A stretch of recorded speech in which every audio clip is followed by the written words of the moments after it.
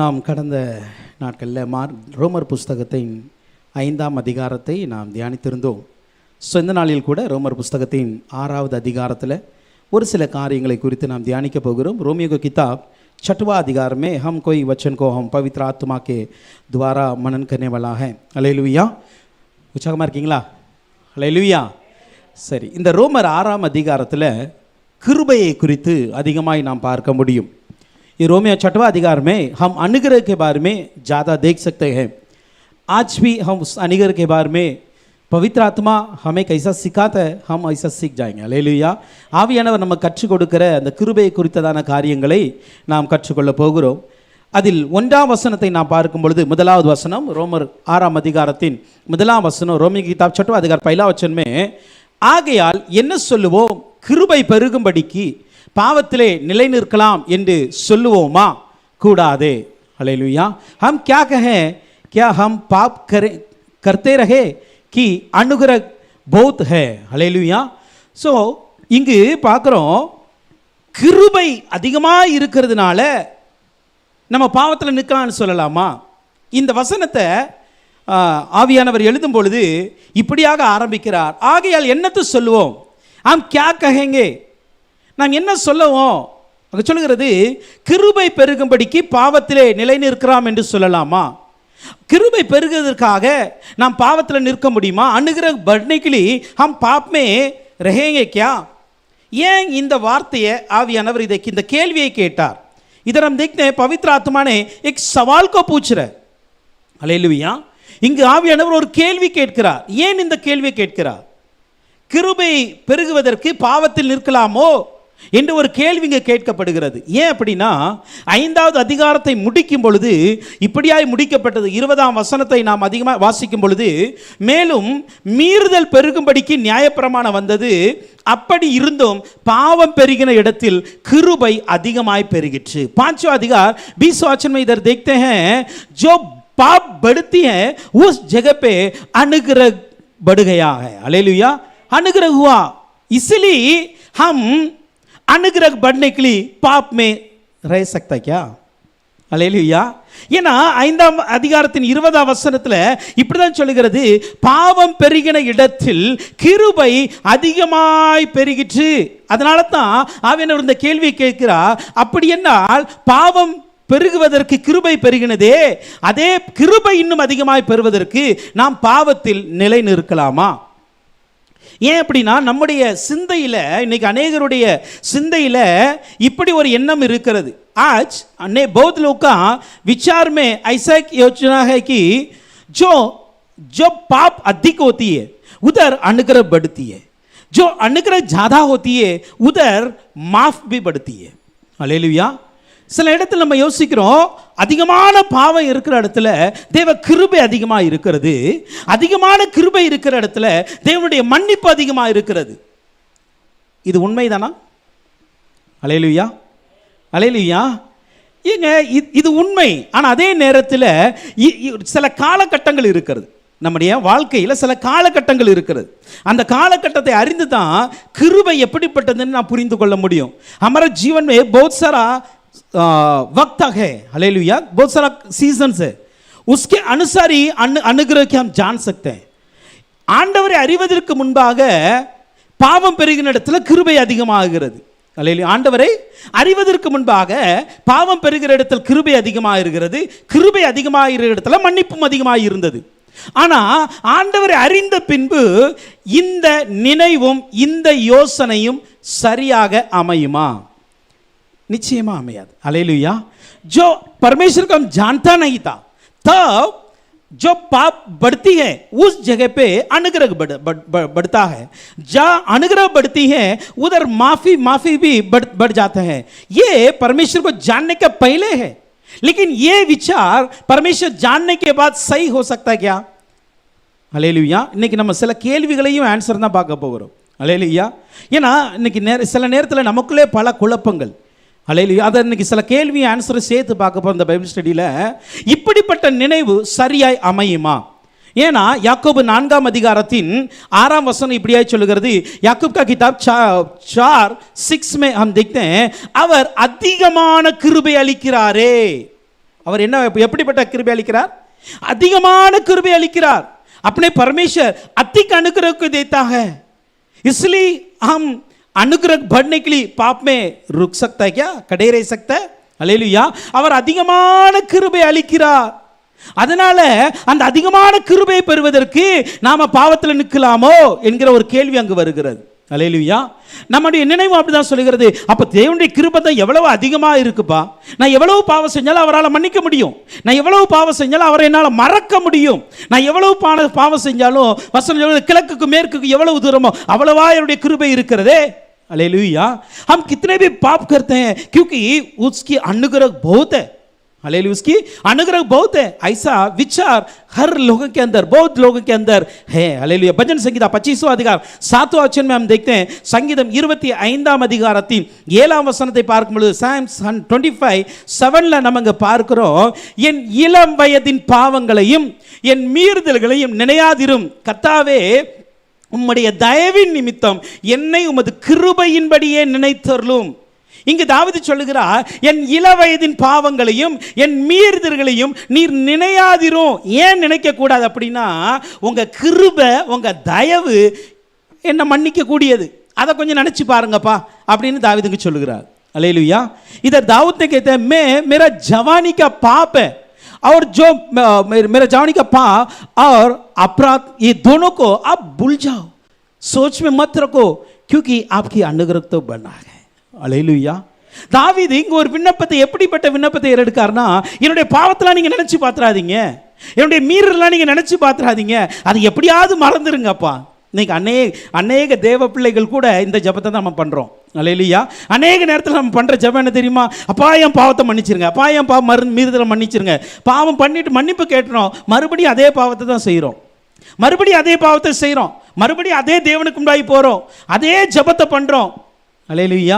ஏன்னா நமக்கு தெரியுது தேவ கிருபை அதிகமா இருக்கு. அல்லேலூயா. அதிகமா இருக்கு. அதனால தான் நம்ம மறுபடியும் ஒரே ஜெபத்தையும் மறுபடியும் ஒரே பாவத்தையும் கண்டினியூ ஆகிக்கொண்டே இருக்கிறது, தொடர்ந்து செய்து கொண்டே இருக்கிறோம். அல்லேலூயா. क्योंकि अनेक लोग के जीवन में ये प्रार्थना हर बार होती है, परमेश्वर मेरा पाप को तू क्षमा कर, जो मेरा घटना मेरा गलती को तू क्षमा कर. क्यों वैसा हम प्रार्थना करते हैं, वापस क्या करते हैं? उसी गलती को वापस करते हैं, उसी पाप को वापस करते. क्यों? क्योंकि हम जानते हैं कि मैं कितना भी पाप करके प्रार्थना करो, परमेश्वर तो माफ करेगा. அல்லேலூயா. நம்முடைய நினைவுல இது உட்கார்ந்துச்சு. அல்லேலூயா. நம்முடைய நினைவில் என்ன உட்கார்ந்துட்டு அப்படின்னா, அவர் அதிகமான கிருபை அளிக்கிறதுனால நான் அதிகமான பாவத்தை செஞ்சுட்டு மன்னிப்பு கேட்டாலும் அவர் மன்னிச்சிருவார். அல்லேலூயா. अपने सोच में ये बैठ गया, इसलिए आज अनुग्रह के बारे में गलत तरीके से सिखाते हैं और लोग. அல்லேலூயா. கிருபையை தவறான விதத்தில் இன்னைக்கு போதிக்கப்படுகிற காரணம் என்ன தெரியுமா? கிருபை எந்த காலத்தில் எதை செய்யும், எந்த காலத்தில் எதை செய்யும் என்று தெரியாத ஒரு தவறான நினைவுகள் தான், வேற ஒண்ணுமே கிடையாது. அல்லேலூயா. இன்னைக்கு இந்த எண்ணத்தில் தான் அநேகர் கிருபையை பார்க்குறாங்க, இந்த யோசனையில் தான் அநேகர் கிருபையை பார்த்து கொண்டு இருக்கிறாங்க. நான் பாவம் செய்து மன்னிப்பு கேட்பேன், மறுபடியும் பாவம் செய்து நான் மன்னிப்பு கேட்பேன், ஏன்னா அவர் என் பாவத்தெல்லாம் மறக்கிறவர், என்னுடைய பாவத்தெல்லாம் மன்னிக்கிறவர், அவர் கிருபை நிறைந்தவர். அல்லேலூயா. हमारा सोच में विचार में ये बैठ गया कि मैं कितना भी पाप करूं परमेश्वर में क्षमा करेगा, क्योंकि उसका अनुग्रह बड़ा है. ये विचार के अनुसार हम अनुग्रह से देखते हैं आजकल. हालेलुया. इसलिए अनुग्रह को हम गलत इस्तेमाल करते हैं. हालेलुया. தேவனுடைய கிருபையை தவறான விதத்தில் நம்ம கையாண்டு கொண்டு இருக்கிறோம் இன்னைக்கு. அல்லேலூயா. அதுதான் ஆவியானவர் சொல்றார், நீங்க கிருபையில நிலை நிற்கலாமா, நீங்க கிருபை பெருகும்படிக்கு பாவத்தில் நிற்கலாமா என்று ஒரு கேள்வி அங்கு கேட்கிறார். அல்லேலூயா. அதே போல சங்கீதம் 51:1 பாருங்க, Psalms 51:1 பாருங்க, Psalms 51:1, भजन संगीता 51:1 में देखते हैं, தேவனே உமது கிருபையின்படி எனக்கு இரங்கும், உமது மிகுந்த இரக்கங்களின்படி என் மீறுதல் நீங்க என்னை சுத்திகரியும். அல்லேலூயா. இந்த இடத்துல தாவீது செய்தது சரியான ஜெபம், நல்லா புரிந்து கொள்ளணும். நான் இந்த 51ஆம் அதிகாரத்தை தாவீது உண்மையாகவே மன்னிப்பு கேட்டார். அல்லேலூயா. ஆனா மற்றவர்கள் சில இடத்துல நாமும் கூட அதை தவறான விதத்தில் எடுத்துக்கொள்றோம், அவ்வளவுதான். அல்லேலூயா. அதற்காக இந்த ஜெபம் தவறு என்று நான் சொல்ல வரவில்லை. அல்லேலூயா. इस वचन में दाऊद ने सही तरीके से पूरे मन फिराकर वो माफ मांगा परमेश्वर से. उधर लिखा है आपके अनुग्रह के वजह से. அல்லேலூயா. உம்முடைய கிருபையின்படி எனக்கு இரங்குங்கப்பா, உம்முடைய மிகுந்த இரக்கங்களின்படி என் மீறுதல்கள் நீங்க என்னை சுத்திகரிங்க. அல்லேலூயா. மேரா அபராத் கோ மிட்டா தே. அல்லேலூயா. அங்கே சொல்லுகிறது என்னுடைய பாவத்தெல்லாம் நீக்கிருங்கப்பா. ஏன்னா நீங்கள் ரொம்ப கிருபை இருக்குல்ல, ரொம்ப அனுகிரகம் இருக்குல்ல உங்கள்கிட்ட. அல்லேலூயா. मेरा पाप को हटा दे, तू दूर कर दे परमेश्वर, क्योंकि तू तेरे पास तो बहुत अनुग्रह है. அல்லேலூயா. ஸோ அதனால தான் சொல்லிக்கிட்டேன், இந்த நினைவு நமக்கு சரியானு தான் நான் அதான் கொஸ்டினோட நான் இதை ஆரம்பித்தேன். ஏன் அப்படின்னா, நம்ம நினைக்கிறோம் பாவம் அதிகமாக இருக்கிறதுனால கிருபை அதிகமாகிறது, கிருபை அதிகமாக இருக்கிறதுனால மன்னிப்பு அதிகமாகிறது. அல்லேலூயா. हम ये सोचते हैं कि जहाँ पाप अधिक है उधर अनुग्रह भी अधिक बढ़ती है, और अनुग्रह है तो जरूर उधर माफ़ी भी बढ़ते जाएगा. அல்லேலூயா. ஸோ இந்த நினைவு சரியான நினைவா? நீதிமொழிகள் 16:6 இப்படியாய் சொல்லுகிறது. நீதிவச்சன் 16:6 में हम देखते हैं கிருபையினாலும் சத்தியத்தினாலும் பாவம் நிவிர்த்தி ஆகிறது. அல்லேலூயா. கிருபையினாலும் சத்தியத்தினாலும் பாவம் நிவிர்த்தி ஆகிறது என்று நம்ம இங்க பார்க்கிறோம். अनुग्रह और सच्चाई के द्वारा पाप क्षमा होते हैं. அல்லேலூயா. அப்போ உங்க பாவம் எங்க நிவிர்த்தி ஆகிறது, பாவம் இல்லாமல் போகிறதுக்கு காரணம் என்னன்னா கிருபையும் சத்தியமும். அல்லேலூயா. கிருபையும் சத்தியமும் இருக்கிறதுனால பாவமே நிவிர்த்தி ஆயிருது, பாவமே அகற்றப்படுகிறது என்று வசனம் சொல்லுகிறது. அல்லேலூயா. इधर हम देखते हैं जो अनुग्रह और सत्य सच्चाई के द्वारा अपने पाप भी मिट जाते हैं. அல்லேலூயா. பாவம் அங்கே இல்லாமல் போகிறது என்று சொல்லுகிறதே. அதனால தான் நம்ம என்ன பண்ணுறோம் அப்படின்னா, கிருபையை பிடிச்சு கொண்டே பாவத்தில் நின்றுட்டு இருக்கிறோம். அல்லேலூயா. கிருபையை பிடிச்சு கொண்டே பாவத்தில் நின்று கொண்டு இருக்கிறோம் சில நேரம் இல்லை. इसलिए हम क्या करते हैं, अनुग्रह को पकड़ के पाप में रखते हैं. அல்லேலூயா. ஏன்னா நமக்கு தெரியும் கிருபை இருந்துச்சுன்னா பாவம் மன்னிக்கப்பட்டுரும், கிருபை இருந்துச்சுன்னா பாவம் அகற்றப்பட்டுரும். हम ये सोचते हैं कि अनुग्रह रहेगा तो अपने पाप क्षमा भी हो जाएगा, अपना पाप भी मिट भी जाएगा. அல்லேலூயா. नहीं, ऐसा नहीं. அல்லேலூயா. அப்படி இல்லை. புலம்பல் 3:32 நம்ம பார்க்குறோம். புலம்பல் 3:32 विलाप का 3 अधिकार 35 वचन देखते हैं. அவர் சஞ்சலப்படுத்தினாலும் தமது மிகுந்த கிருபையின்படி இறங்குவார். அல்லேலூயா. புலம்பல் 3:32 அவர் சஞ்சலப்படுத்தினாலும் மிகுந்த கிருபையின்படி இறங்குவாராம். அல்லேலூயா. அவர் இறங்குவார். நம்ம சஞ்சலப்படுத்தினாலும், நமக்கு சில வேதனை கொடுத்தாலும் கூட, நமக்கு துக்கம் கொடுத்தாலும் கூட கிருபையின்படி எப்படியாவது எனக்கு இறங்கிடுவார். இந்த எண்ணத்தில் தான் இன்னைக்கு அநேகருடைய ஆவிக்குரிய ஓட்டங்கள் ஓடிக்கொண்டு இருக்கிறது. அல்லேலூயா. परमेश्वर मुझे वेदना देने दो, मुझे दुख देने दो, लेकिन अनुग्रह से मुझे बचाएगा परमेश्वर. அல்லேலூயா. वैसे हमारा विचार में बैठ गया. அப்போ அதிக பாவம் இருக்கிற இடத்துல அதிக கிருபை பெறுகிறது, அதிக கிருபை இருக்கிற இடத்துல அதிக மன்னிப்பு பெறுகிறது என்கிற இந்த நினைவு சரியா தவறா என்பதை நம்ம கொஞ்சம் என்ன கொஸ்டின் மார்க் போட்டு நமக்குள்ளே கேட்கணும். அல்லேலூயா. ரெண்டாவது இன்னொரு கொஸ்டின் இதோட சேர்த்து நம்ம பார்க்க போகிறோம். அப்படி என்றால் தேவன் பாவிகளை நேசிக்கிறார். அல்லேலூயா. பாவிகளை சிநேகிக்கிறார் என்றால் பாவத்தை குறித்து ஏன் கவலைப்படணும் நம்ம? அல்லேलूया.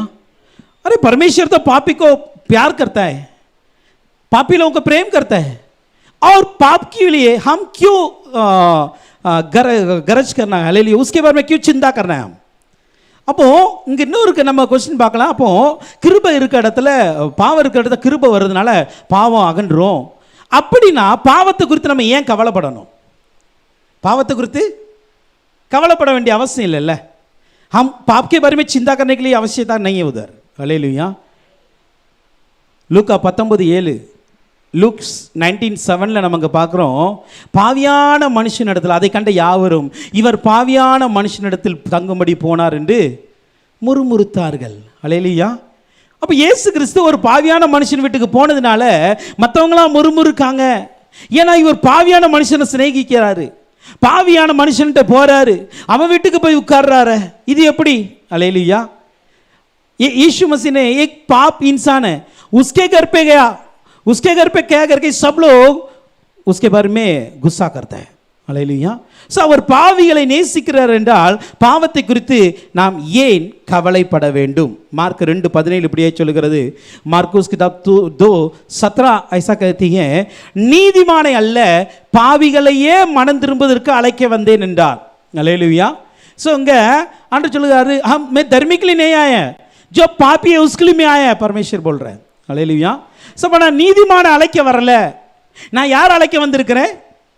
பாவியை தான் அழைக்க வந்திருக்கிறேன் என்று சொல்றார். அல்லேலூயா. அப்போ நீதிமான் மேலே இருக்கிற அக்கறையை விட பாவி மேலே இருக்கிற அக்கறை தான் ஆண்டவருக்கு ஜாஸ்தியாக இருக்கு. அப்படி தானே? பாவம் செய்கிறவர் மேல் இருக்கிற அக்கறை தான் ஆண்டவருக்கு அதிகமாக இருக்கிறது என்று சொல்லி நம்ம இங்கே பார்க்குறோம். அதான் எபிரேயர் 8:12 சொல்கிறது. எபிரேய கிதாப் 8:12 அவர் அநியாயங்களை கிருபையாய் நான் மன்னிப்பேன் என்று சொல்லுகிறார். அல்லேலூயா. ஏனெனில் நான் அவர்கள் அநியாயங்களை கிருபையாய் மன்னித்து அவர்கள் பாவங்களையும் அக்கிரங்களையும் இனி நினையாமல் இருப்பேன் என்று கர்த்தர் சொல்லுகிறார். அல்லேலூயா. அப்போ அவங்க அநியாயம் செஞ்சாலும் பாவம் செஞ்சாலும் நான் கிருபையாக மன்னிச்சு அவங்க அக்கிரங்கள் எல்லாம் தள்ளுறது மாத்திரம் இல்லை, நான் நினையாமல் இருக்கேன், நான் நினைக்கவே மாட்டேன் என்று ஆண்டவர் சொல்லுகிறார். ஸோ இப்படி நினைக்கிறதுனால இந்த வசனங்களை கொண்டு நம்ம பாவத்தை குறித்து கவலைப்படாமல் இருக்க முடியுமா? அல்லேலூயா. முடியாது. அல்லேலூயா, முடியாது. அல்லே நல்லா புரிஞ்சுக்கொள்ளுங்க. இன்னைக்கு இந்த விளைவுற்ற கிருபை இருக்கிறது. எப்போ என் பாவத்தெல்லாம் கிருபையாக மன்னிச்சிருவார், அதை நினைக்கவே மாட்டார். என் மேலே அவர் நான் எவ்வளோ பாவம் செஞ்சாலும் என் மேலே ரொம்ப நேசமாக இருப்பார், நான் எவ்வளோ அக்கிரமம் செஞ்சாலும் என்ன ஆண்டு ரொம்ப பிரியமாக இருப்பார், என் கிருபை என்னுடைய நீதிமான அல்ல பாவியாக இருக்க என்ன தான் ஆண்டு தேடி வந்தார், அதனால் நான் பாவம் செஞ்சு கொண்டே இருப்பேன் என்று சொல்லி நாம் நினைக்கலாமா? அதுதான் அந்த அதிகாரத்தின் முதல் வசனம் சொல்லுகிறது. நீங்கள் கிருபை பெருகும்படிக்கு பாவத்தில் நிலை நிற்கலாமோ என்று அங்கே கொஸ்டின் ஆரம்பிச்சுட்டு இருக்கிறார். அல்லேலூயா. ஏன் அப்படின்னா நமக்கு ஒன்று கிருபையினால் அதிகமான மன்னிப்பு கிடைக்கும் நம்ம நினைக்கிறோம். ரெண்டாவதாக அவர் பாவிகளை தான் நேசிக்கிறார் என்று சொல்லி ரெண்டாவது ஒரு சிந்தனை வருகிறது. அல்லேலூயா. மூன்றாவது இன்னொரு கொஸ்டின் இதில் ஏன் வருது, இன்னொரு நம்ம ஏன் அதிகமான பாவத்தில் அநேகர் நின்று கொண்டு இருக்கிறாங்க, அநேகர் நிற்கிறாங்க. அல்லேலூயா. அது நிற்கிறதுக்கு காரணம் என்ன? தேவன் பாவிகளை நேசிக்கிறார் என்றால் அதிகமான கிருபை அவசியமா? இப்போ நம்ம பார்க்குறோம் பாவிகளை நேசிக்கிறார், அப்படின்னா அவர் கிருபை கொடுக்கணும் அவசியம் இருக்கிறதா? ஏன்னா அவர் நேசிக்கிற பிள்ளைக்கு கிருபை தேவையில்லையே. அல்லேலூயா. अरे परमेश्वर किसको प्यार करता है उसका अनुग्रह की जरूरत नहीं है. அல்லேலூயா. இப்போ நம்ம சொந்த பிள்ளைக்கு ஏதாவது கொடுக்கறதுக்கு நமக்கு கிருபை பாராட்டினா கொடுக்கணும் அவசியம் கிடையாது, கட்டாயமாக கொடுத்து தான் ஆகணும். அல்லேலூயா. अपने खुद के बच्चे को अरे मेरे दिल में अनुग्रह आएगा तो मैं कुछ देगा, ऐसा नहीं है. अपने खुद का बच्चे को हम तो मजबूरी में लाके देना पड़ेगा. அல்லேலூயா. கட்டாயமாக கொடுத்து தான் ஆகணும். இப்போ பாவிகளை ஆண்டவர் நேசிக்கிறார். இப்போ பாவிகளை ஆண்டவர் நேசிக்கிறதுனால கிருபைக்கு அவசியமா? அங்கே அல்லேலூயா. கிருபைக்கு அவசியமா? ஏன்னா வசனம் அப்படி தான் சொல்லுகிறது. தீத்து 2:11 அங்கே பார்க்குறோம். டைட்டஸ் 2:11 இந்த क्वेश्चन आंसर लास्ट சொல்லிடுவேன், ஓகேவா? அல்லேலூயா. டைட்டஸ் 2:11 हम देखते हैं 2:11 பார்க்குறோம். எல்லா மனுஷருக்கும் ரட்சிப்பை அளிக்கத்தக்கதாக தேவ கிருபையானது பிரசன்னமாகிவிட்டது. परमेश्वर अनुग्रह प्रकट हुआ, सभी मनुष्यों को उद्धार का कारण बन गए. அல்லேலூயா. எல்லா மனுஷருக்கும் ரட்சிப்பை அளிக்கத்தக்கதுக்கு தான் தேவ கிருபை பிரசன்னமாகி விட்டது ऑलरेडी. அல்லேலூயா. सारे लोगों को उद्धार करने के लिए परमेश्वर का अनुग्रह प्रकट हो गया ऑलरेडी. அல்லேலூயா. अभी उसको अनुग्रह की चिंता है, गरज है. இப்போ கிருபைக்கு அவசியமா? ஏன்னா ஆல்ரெடி பிரசன்னம் ஆயிட்டு. அல்லேலூயா. ஆல்ரெடி இயேசு கிறிஸ்து வந்ததுனால எல்லா மனுஷருக்கும் ரட்சிப்பை கொடுப்பதற்கு கிருபை வந்துட்டுங்க. இப்போ கிருபை அவசியமா? அல்லேலூயா. இப்போ கிருபை அவசியமா அப்படின்னு பார்த்தோம் அப்படின்னா நம்ம என்ன சொல்ல வர்றோம் அப்படின்னு பார்க்கும் பொழுது, என் டியூட்டியை பண்ணிக்கிட்டே இருப்பேன், ஆண்டவர் அவர் டியூட்டியை பண்ணிகிட்டே இருப்பார். அல்லேலூயா. இப்போ ஏன் அநேகர் இன்றைக்கும் அந்த காரியத்தை தொடர்ந்து செய்து கொண்டு அந்த தவறுகளை செய்து கொண்டு மறுபடியும் கிருபையை பிடிச்சு கொண்டே இருக்காங்க அப்படின்னா, நான் பாவம் செஞ்சுக்கிட்டே இருப்பேன், இது ஏன் டியூட்டி, ஆண்டவர் மன்னிச்சுக்கிட்டே இருப்பார், கிருபையை கொடுத்துக்கிட்டே இருப்பார், அது அவர் டியூட்டி.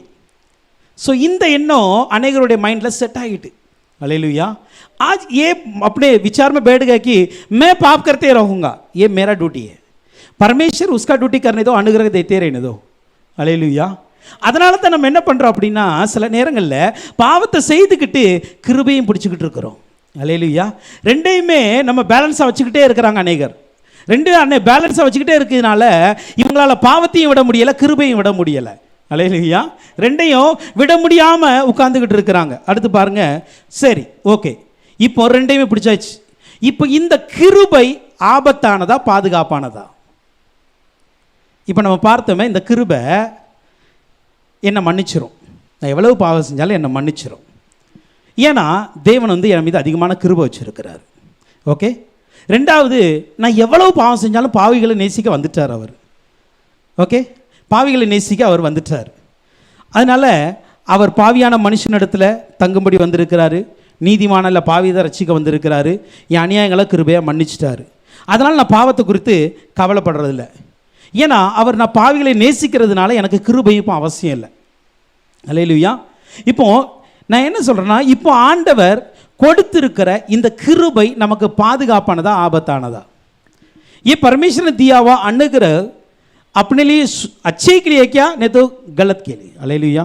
இது நம்ம இங்கே பார்க்குறோம். ரோமர் 5ஆம் அதிகாரத்தின் 16-17 வசனத்தை நம்ம இங்கே பார்க்கும் பொழுது, रोमियो की किताब 5वां अधिकार 16 और 17 में देखते हैं. रोमर 5ஆம் அதிகாரம். மேலும் ஒருவன் பாவம் செய்ததினால் உண்டான தீர்ப்பு தேவன் அருளிய ஈவுக்கு ஒப்பானதல்ல. அந்த தீர்ப்பு ஒரே குற்றத்தின் நிமித்தம் ஆக்கினைக்கு ஏதுவாக இருந்தது. கிருபை வரமோ அநேக குற்றங்களை நீக்கி நீதி விளங்கும் தீர்ப்புக்கு ஏதுவாக இருக்கிறது. நெக்ஸ்ட் வசனம் போடுறோங்க. அல்லாமலும் ஒருவனுடைய மீறுதலினாலே அந்த ஒருவன் மூலமாய் மரணம் ஆண்டு கொண்டிருக்க, கிருபையின் பரிபூரணத்தையும் நீதியாகிய ஈவின் பரிபூரணத்தையும் பெறுகிறவர்கள் இயேசு கிறிஸ்து என்னும் ஒருவராலே ஜீவனை அடைந்து ஆழ்வார்கள் என்று அதிக நிச்சயம். அல்லேலூயா. இங்கே நம்ம பார்க்குறோம், ஒரு மனிதன் பாவம் செய்ததுனால தேவன் ஒரு தீர்ப்பு கொடுத்தார். எல்லாருமே பாவிகள். அல்லேலூயா. எல்லாருமே ஆக்கினைக்கு உண்டாகிவிட்டாங்க. இப்போ ஒரு மனிதனுடைய கீழ்ப்படிதினாலே நம்ம எல்லாருக்கும் ஜீவனை அளிக்கும் கிருபை கிடைத்து விட்டது. அல்லேலூயா. जो एक इंसान ने गलती किया उसके द्वारा सभी का जीवन में पाप आ गया. अब एक इंसान ने, यीशु ने आज्ञा को पालन किया, उसके द्वारा अपने जीवन में जो अनंत काल के लिए अनुग्रह मिल गया. அல்லேலூயா. இப்போ இந்த கிருபை தான். இப்போ வேற ஒன்றும் இல்லை. கிருபைங்கிறது இதுதான். நான் எந்த ஒரு பாவத்தை செஞ்சனோ, ஆதாம் என்கிற ஒரு மனுஷன் செய்த பாவத்தினால என்னுடைய வாழ்க்கையும் பாவமாக மாறிவிட்டது. இப்போ என் சிந்தை, என் செயல், என் கண்ணு பார்வை எல்லாமே பாவமாக இருக்கிறது. இப்போ இந்த நேரத்தில் இயேசு கிறிஸ்து என்னும் ஒருவர் வந்தார். இப்போ அந்த இயேசு கிறிஸ்து ஒருவர் வந்ததுனால அவர் என்ன பண்ணார்னா, கீழ்ப்படிந்தார். ஆதாம் கீழ்ப்படியாமல் ஒரு பாவத்தில் விழுந்தார். அதனால நான் பாவியாக மாறிட்டேன். இப்போ இயேசு கிறிஸ்து என்கிற கீழ்ப்படிந்தார். அவர் கீழ்ப்படிந்ததுனால என்னுடைய பாவத்திற்கு அவர் ஆக்கினியை சுமந்து கொண்டார். இப்போ என் மேலே இருந்த தண்டனை அவர் மீது போய்விட்டது. இப்போ அவர் கொடுக்கிற அந்த கிருபையினால எனக்கு என்னது கிடைக்குன்னா, நித்திய ஜீவன் கிடைக்கிறது. அல்லேலூயா. இப்போ இந்த கிருபை தான் நான் பாதுகாப்பானதா ஆபத்தானதான் நான் கேட்டேன். அல்லேலூயா. இப்போ இது பாதுகாப்பானது தான், ஆனால் அதே நேரத்தில் ஆபத்தானது கூட. அல்லேலூया. जो देखो, एक इंसान ने पाप किया, उसके द्वारा मैं भी पापी बन गया, और एक इंसान आज्ञा को पालन किया, उसके द्वारा मैं भी धर्मी बना, और मुझे अनंतकाल जाने के लिए एक अनुग्रह मिला. अब एक अनुग्रह है, ये अच्छा भी है और कभी कभी हमारे लिए विरोध भी उठती है. அல்லேலூயா. நாம் எவ்வளவுதான் பாவம் செய்த குற்றம் செய்தாலும் கூட கிருபை மன்னிக்கும் என்கிற எண்ணம் தான் தப்பு. அல்லேலூயா. புரியுதா? இப்போ நம்ம விளைவு பார்த்ததில்ல, இந்த கிருபை ஆபத்தானதா அல்லது பாதுகாப்பானதா? இந்த கிருபையிலே எனக்கு அதிகமாக பெறுவதற்கு நான் பாவத்திலே நிற்கலாம் அப்படின்னு சொல்லுகிற இந்த எண்ணம் தான் மிக மிக தவறான எண்ணம். அல்லேலூயா. அந்த வசனத்தில் அடுத்து ஒரே ஒரு வேர்டு ஆன்சராக சொல்லிட்டார் ஆவியானவர். என்ன ஆன்சர் சொன்னார்? கூடாதே. அல்லேலூயா. கூடாதே. Certainly not. அவ்வளோதான். அல்லேலூயா. அங்கே அவர் சொல்லிட்டாரு, नहीं ऐसा नहीं होता है, अनुग्रह बढ़ने के लिए हम पाप में स्थिर नहीं रह सकते. அல்லேலூயா. அங்கே சொல்லுகிறார், பாவம் பெறுவதற்காக, கிருபை பெறுவதற்காக நீங்கள் பாவத்திலே நிற்கலாமோ என்று கேள்வி வச்சுட்டு அடுத்து ஆவியானவரை ஆன்சர் சொல்றார், கூடாது. அல்லேலூயா. கூடாது. ஏன்னா உங்கள்கிட்ட இருக்கிற கிருபை குறித்ததான இந்த தவறான எண்ணங்கள்லாம் நீங்கள் தூக்கி தூரப்படுங்க முதல்ல. அல்லேலூயா. கிருபை, நான் எவ்வளவு பாவம் செஞ்சாலும் கிருபை பெருகிக்கிட்டே இருக்கும். கிருபை செஞ்சால் எனக்கு கிருபை இருக்கனால மன்னிப்பு கிடைச்சிக்கிட்டே இருக்கும். பாவிகளை சிநேகிக்கிறதுனால பாவம் செஞ்சுக்கிட்டே இருப்பேன். அவர் நீதிமான்களை நேசிக்க பாவிகளை அழைக்கத்தானே வந்திருக்கிறாரு. ஸோ இப்படிப்பட்ட சில எண்ணங்கள் இருக்கிறதுனால நம்ம கிருபையை தவறான விதத்தில் பயன்படுத்தி கொண்டு இருக்கிறோம். அதனால தான் அவர் சொல்றாரு, இல்லை. அல்லேலூயா. கூடாது. அந்த கூடாது என்கிற சரியான மீனிங் என்ன தெரியுமா? கூடாதுன்னு சொல்லப்பட்டதற்கு சரியான மீனிங் என்ன அப்படின்னா, அந்த எண்ணத்தை அழித்து போடு. Berries the thought. அவ்வளோதான். அல்லேலூயா. முதல்ல அந்த எண்ணத்தை அழித்து போடுங்க. இப்போ நான் எவ்வளோ நாள் பாவம் செஞ்சுக்கிட்டே இருப்பேன், தேவ கிருபை எனக்கு மன்னிப்பு கொடுத்துட்டே இருக்கும். நான் எவ்வளோ நாள் பாவம் செஞ்சுக்கிட்டே இருப்பேன், தேவ கிருபை என்னை நீதிமானா மாற்றிக்கிட்டே இருக்கும். நான் எவ்வளோ நாள் பாவம் செஞ்சுக்கிட்டே இருப்பேன், தேவ கிருபை எனக்கு நித்திய ஜீவனை கொடுத்துக்கிட்டே இருக்கும். இந்த எண்ணத்தை முதலாவதாக அழிக்க வேண்டும். அல்லேலூயா. அதான் பெரிஷ் த தாட், அதான் அதனுடைய சரியான அர்த்தம் அந்த இடத்துல. அல்லேலூயா. அதை நீங்கள் அழித்து போடுங்க, அல்லது அந்த எண்ணத்தை உங்களை விட்டு விலக்கி போடுங்க. அல்லேலூயா. ஒன்று அழிங்க, இல்லைன்னா அதை விட்டு விளக்குங்க. हम देखते हैं जो अनुग्रह मिला है, इस अनुग्रह के लिए हम क्या करेंगे, पाप में स्थिर रहेंगे. वैसे एक योजना है, विचार है, उसको पहला नाश करो. हालेलुया. उससे पहले दूर आ जाओ. அதான் அந்த எண்ணத்தை ஒன்று நம்ம அழிக்கணும், இல்லை அந்த எண்ணத்துலேருந்து நம்ம தூர வந்துடணும். அல்லேலூயா. அந்த எண்ணத்தை விட்டுட்டு கொஞ்சம் நம்ம மாற்றி யோசிக்க பழகணும். அல்லேலூயா. அல்லேலூயா. ஏன் அப்படின்னா, இந்த எண்ணம் இருக்கிற வரைக்கும் என்ன நடக்கிறது, இந்த எண்ணம் இருக்கிற வரைக்கும் நம்ம கிருபையில் நிற்காம பாவத்தில் நின்று கொண்டு இருக்கிறோம். हालेलुया. ये विचार अपने योजना से क्यों हटाना है, क्योंकि हम अनुग्रह में खड़े नहीं रहते, पाप में खड़े रहते हैं. हालेलुया. இந்த எண்ணம் இருக்கிறதுனால நான் கிருபையில் நிற்கல, பாவத்தில் நின்றுக்கிட்டு கிருபையை அடிஷனலாக பிடிச்சிக்கிட்டு இருக்கிறேன். அல்லேலூயா. புரியுதா? கிருபை நான் என்ன பண்ணுறேன், பிடிச்சிக்கிட்டு இருக்கிறேன். எனக்கு நான் இருக்கிறது பாவத்தில், ஆனால் பிடிச்சிருக்கிறது கிருபையை. நான் பாவத்தில் நின்றுக்கிட்டு கிருபை என்னை மன்னிச்சிடும், கிருபை என்ன நீதிமானாக்கிறோம், கிருபை என்ன பரவத்துக்கு கொண்டு போயிடும். அல்லேலூயா. அதனால தான் சொல்கிறாரு, இந்த எண்ணத்தை முதல்ல மாற்று. ஏன்னா நீ இன்னும் பாவத்திலேருந்து வெளியே வரல. அல்லேலூயா. பாவத்திலேருந்து வெளியே வரல, ஏன்னா கிருபையில் தான் நிற்கணுமே தவிர பாவத்தில் நிற்கக்கூடாது. அல்லேலூயா. கிருபையில் நிற்பதற்காக கிருபை கொடுக்கப்பட்டு இருக்கிறது. அதான் சொல்றார், நீ பாவத்தில் நிலை நிற்கலாமோ கேட்டு சொல்றாரு. இல்லை, கூடாது, நிற்கக்கூடாது. ஏன்னா நீங்கள் பாவத்தில் நிற்கக்கூடாது, கிருபையில் நிற்கணும். அல்லேலூயா. கிருபையிலிருந்து தான் நீங்கள் பாவத்தை பார்க்கணுமே தவிர பாவத்திலிருந்து கிருபையை பார்க்கக்கூடாது. பாவத்திலிருந்து கிருபையை பார்த்தா அந்த கிருபை சொல்லும், நான் உன்னை மன்னிக்கிறேன். பாவத்திலிருந்து கிருபையை பார்த்தா அந்த கிருபை சொல்லும், நான் உன்னை உன் பாவத்தெல்லாம் துற போட்டுருவேன். இப்படி தான் சொல்லிக்கிட்டு அந்த கிருபை. ஆனால் கிருபையிலிருந்து நீங்கள் பாவத்தை பார்த்தீங்கன்னா அது இன்னொரு திசையை உங்களுக்கு காட்டி கொடுக்கும். அல்லேலூயா. அது இன்னொரு பிம்பத்தை உங்களுக்கு காட்டி கொடுக்கும். கிருபையிலேருந்து நீங்கள் பாவத்தை பார்க்கும்பொழுது, இல்லை இது வந்தால் நான் பாவியாக மாறிடுவேன். அல்லேலூயா. புரியுதா? அது வந்தால் நான் பாவியாக மாறிடுவேன். அந்த பாவம் வந்துச்சுன்னா நம்ம இப்போ நீதிமானாக மாற முடியாது, அந்த பாவம் வந்துச்சுன்னா பரலோகத்துக்கு போக முடியாது. அதனால தான் எங்கே நம்ம நிற்கிறோங்கிறது ரொம்ப அவசியம். அல்லேலூயா. हम किधर खड़े रहते हैं ये बहुत आवश्यकता का है. हम पाप में खड़े रह के अनुग्रह को देखना नहीं है. ऐसा हम देखेंगे तो हमारा विचार में यही रहेगा, मैं पाप करूं परमेश्वर माफ करेगा, मैं पाप करूं मैं धर्मी बनेगा, मैं पाप करूं परमेश्वर अनंतकाल जीवन में ले जाएगा. लेकिन अनुग्रह में खड़े रह के आप पाप को देखेंगे, तभी आपको मालूम पड़ेगा, अरे वो पाप आएगा तो मैं पापी बन जाएगा, वो पाप आएगा तो मेरा धर्मी तो हट जाएगा, वो पाप आएगा तो मैं अनंतकाल जीवन नहीं जा सकता है. इसलिए हम पाप में खड़े रह के अनुग्रह को देखना नहीं है. அல்லேலூயா. அதான் சொல்லாரு, நீங்கள் அங்கே நிற்காதீங்க, நீங்கள் உங்கள் காலை கொஞ்சம் மாற்றி வைங்க. அல்லேலூயா. கொஞ்சம் வேறு இடத்துல நின்று பாவத்தை பார்க்காருங்க, கிருபையில் நின்று பாவத்தை பாருங்க, பாவத்திலேருந்து கிருபையை பார்க்காதீங்க. எஸ்ஐயா 30:1 எப்படியா சொல்லுகிறது? ஐசையா 30:1 में हम देखते हैं, பாவத்தோட பாவத்தை கூட்டும்படி என்னை அல்லாமல் ஆலோசனை பண்ணி என் ஆவியை அல்லாமல் தங்களை மூடிக்கொள்ள பார்க்கிறவர்களும். அல்லேலூயா. பாவத்தோட பாவத்தை கூட்டும்படியாக இருக்கிறார்கள் இப்படிப்பட்டவர்கள். அல்லேலூயா. இப்படிப்பட்டவங்க யார் தெரியுமா? முதலையும் பாவம் செஞ்சாங்க, ஆண்டுடைய கிருபையை பெற்ற பிறகும் பாவம் செய்கிறாங்க. அல்லேலூயா. पहले इन लोग क्या पाप के साथ पाप को बढ़ाता है. मतलब इन लोग यीशु मसीह का अनुग्रह को जानते नहीं, तब भी इन लोग पाप किया, जानने के बाद भी पाप कर रहे हैं. அல்லேலூயா. இவங்களுடைய ஸ்டாண்ட் பை எங்கே இருக்குது அப்படின்னா, இவங்க முன்னாடியும் பாவம் தான் செஞ்சாங்க, இப்போ கிருபையை பிடிச்சிக்கிட்டு பாவம் செய்கிறாங்க. அவ்வளோதான் மேட்ரு. முன்னாடி கிருபைன்னு என்னன்னு தெரியாமல் பாவம் செஞ்சுட்டு இருந்தாங்க, இப்போ கிருபையை பிடிச்சிட்டு பாவம் செய்கிறாங்க. சொல்கிறாரு, கிருபை பாவத்தோடைய பாவம் கூட்டும்படியாக இந்த ஜனங்கள் இருக்கிறார்கள். नहीं, அப்படி இருக்கக்கூடாது. அல்லேலூயா. ऐसे नहीं होना चाहिए. पाप के साथ पाप बढ़ना नहीं चाहिए, कम होना चाहिए. அல்லேலூயா. பாவத்தோட பாவத்தை கூட்டக்கூடாது, கம்மி ஆகணும். அல்லேலூயா. 2 பேதுரு 2:14 வசனத்தை பார்க்கும்பொழுது, दूसरा पत्रोस 2 அதிகார் 4 वचन में हम देखते हैं, விபச்சார மயக்கத்தால் நிறைந்தவர்களும் பாவத்தை விட்டோயாதவர்களுமாய் இருக்கிற கண்களை உடையவர்கள், உறுதியில்லாத ஆத்துமாக்களை தந்திரமாய் பிடித்து பொருளாசைகளில் பழகின இதயத்தை உடைய சாபத்தின் பிள்ளைகள். இவங்க யாரு? சாபத்தின் பிள்ளைகளாக மாறிடுவாங்க. அல்லேலூயா. இவங்களுக்கு ஏன் அப்படின்னா பாவத்தை விட்டு ஓயாத கண்கள் இருக்கு இவங்கிட்ட. அல்லேலூயா. இவங்க கண்ணில் எப்போதும் பாவம் தான் இருக்கும், வேற எதுவுமே இருக்காது. இவங்க நினைவில் எப்போதும் பாவம் தான் இருக்கும், வேற நினைவில் இருக்குது. அதான் சொல்லுகிறது, அவர்கள் எந்த இருதயத்தை சாபத்தின் பிள்ளைகளாக இருக்கிறாங்க. அல்லேலூயா. ये श्राप की बच्चा बन जाते हैं क्योंकि इसके आंखों में पापी रहता है, इसको क्रिया में पापी रहता है. அல்லேலூயா. சோ நல்லா புரிந்து கொள்ளுங்க, இப்படிப்பட்டவர்கள் பாவத்தோட பாவத்தை கூட்டும்படி கிருபையை யார் பிடித்திருக்கிறார்களோ இவர்கள் சாபத்தின் பிள்ளைகளா இருக்கிறாங்க. हालेलुया.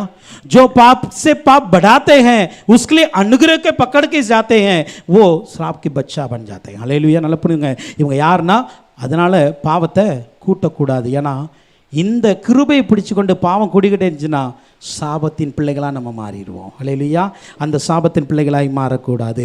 அடுத்து இப்போ நம்ம அங்கே பார்க்குறோம், பாவத்திற்கு மரித்திருக்கிற நாம் இதில் நீ எப்படி பிழைக்க முடியும்? 2ஆம் வசனத்தை பார்க்கும் பொழுது दूसरा वचन हम देखते हैं, रोमी किताब 6वां अधिकार 2 वचन 6:2, பாவத்துக்கு மரித்த நாம் இனி அதிலே எப்படி பிழைப்போம்?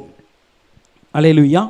இப்போ பாவத்துக்கு மரிச்சாச்சு, இதில் எப்படி நாம் பிழைக்க முடியும்?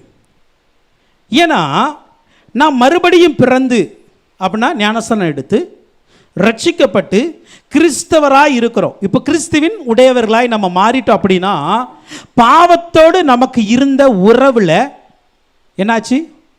முடிவு வந்துச்சுன்னு அர்த்தம். அல்லேலூயா. பாவத்தோடு நமக்கு இருந்த உறவில் மாற்றம் வரணும். பாவத்தில் இருந்துட்டு தான் பாவத்திற்கு மரிச்சாச்சு நம்ம. இப்போ பாவத்திற்கு மரித்த நாம் அதில் எப்படி பிழைப்போம் என்கிற அந்த கேள்வி இங்கே கேட்குறார். மறுபடியும் அங்கே ஒரு கொஸ்டின் தான் வருது. அல்லேலூயா. இங்கே நம்ம பார்க்குறோம், ஏன் இந்த கொஸ்டின் கேட்குறது அப்படின்னா, பாவத்திற்கு நம்ம மரிச்சாச்சு அப்படின்னா நம்ம வாழ்க்கை ஆல்ரெடி பாவத்துக்கும் நமக்கும் சம்பந்தம் இல்லாமல் ஆயிடுச்சு. அல்லேலூயா. பாவத்துக்கு நமக்கும் சம்பந்தம் இல்லாமல் ஆச்சு. இப்போ கிருபை பிடித்து கொண்டு பாவம் செய்யலாமா? புரியுதா? நம்ம பாவத்துக்கு தான் மரிச்சாச்சுல. இப்போ பாவத்துக்கு மரிச்சேன் அப்படின்னா எனக்கும் பாவத்துக்கும் சம்பந்தம் இல்லைன்னு அர்த்தம்.